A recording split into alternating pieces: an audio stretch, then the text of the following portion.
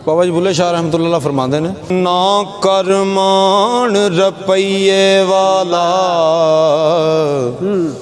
ते ना बन बो वड्डे पगे खोटा खरा पछाण लैणगे जदों गयों सराफ दे अगे ते माला पूरा वजनो खोटा जदों सट सिरे ते लगे बुल्ले शाह तू कोडी हो जा